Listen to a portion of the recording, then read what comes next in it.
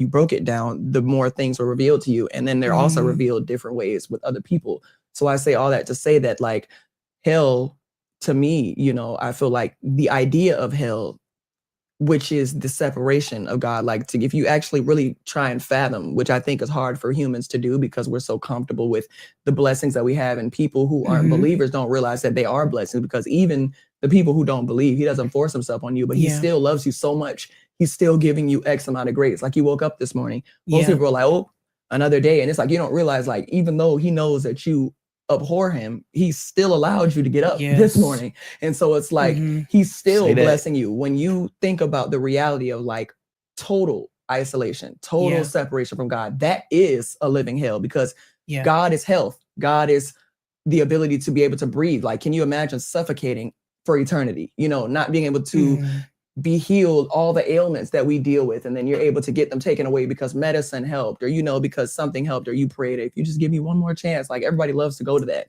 You know, I don't believe in God, but in a hard situation, God, if you just give me out of this, you know what I'm saying? Like, that always ends up being the situation. And so the idea for a human to fathom there not being any help whatsoever, it's just 100% total isolation from God, that in itself would be a living hell.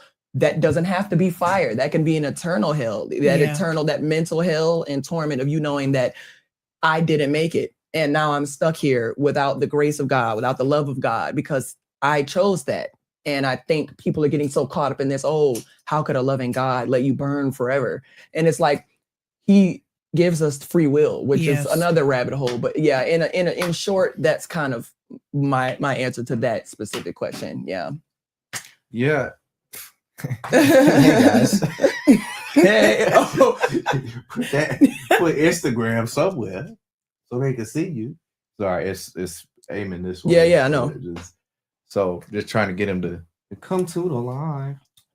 Yeah, I don't know why Jesse got his little knee pad up there. It's a long-winded answer, it's to say the least. But yeah, it's okay. Like, the topic of hell has been, like, studied so much. Yes. So, you know, the Bible doesn't necessarily say the word torture when it comes to hell. He says the word torment. And I'm not saying that you're not going to be physically hurting. All I'm saying is nobody really thinks about the internal darkness that you feel. Oh, yes. They don't necessarily consider that. They think you're just going to be burning and suffering. Like, yo, you know, gnashing at their teeth, when you think of that, that is people speaking against God. So you think, like, okay, well, they're in hell, they're gonna stop sinning, so they're still here. It's like, no, they're still gonna be angry. Y'all are still sinning. Y'all still, like, if I forget who said this, but if they opened the gates of hell and said, who wants to come finally serve me, and it's like every single one of them would say no. So that's what I'm saying. When and that's why you have to be careful when preaching about hell or speaking about it. There's like this misconception that you know, there's like a count of every little thing that you do. Like, oh, you tell a white lie, God gonna come back in that moment and you going straight to hell. You have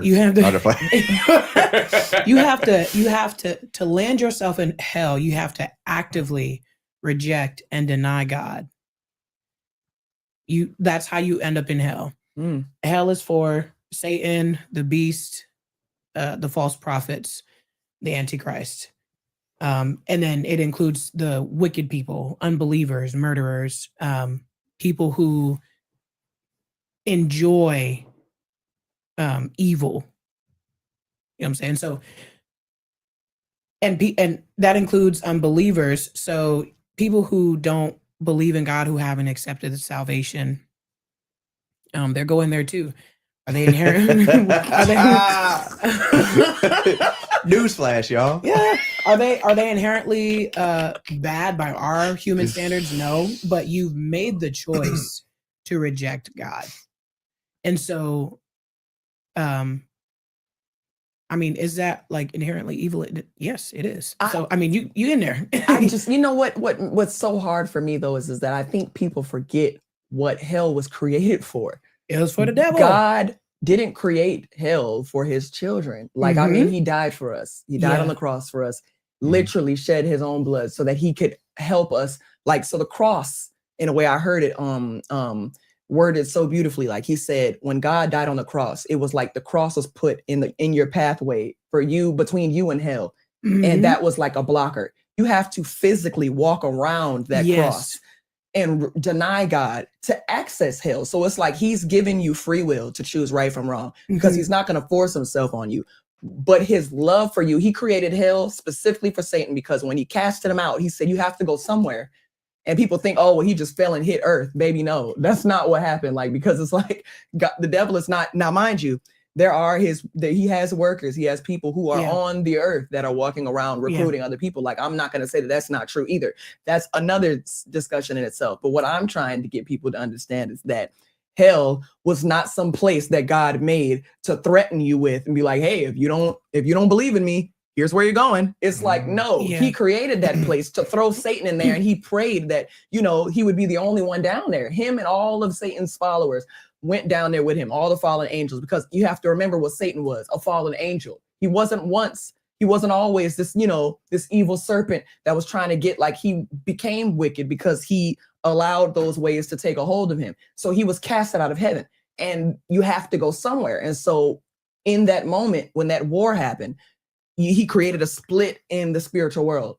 There's two places you can go after eternity. You can either go and rest with heaven and with God, or there's the other place, because there's nowhere else for you to go. So it's not like that's the punishment. It's more so like that's the choice you made, and there's nowhere else to put you, because you can't gain the reward that my followers have gotten because they were devout with me the entire time. He's not going to reward you after you've decided to do what you decided to do. You know what I'm saying? That's like you willingly going out of your way to go rob a bank. Well, if you get arrested, you've made the mental note of like, there's a 50-50 chance that this could go left. Could you get away with it? Sure. But you've made the choice to rob the bank. So now you made the choice to go to jail. It's the same thing. Nobody forced you to go rob that bank. You could have been homeless and shook a can and collected coins that way. You decided to go rob a bank, and you decided to go to jail. And so you made that decision. So the same way, I'm not going to force you to love me and to choose me as your God. I would hope that you do, because of look at what I've done for you.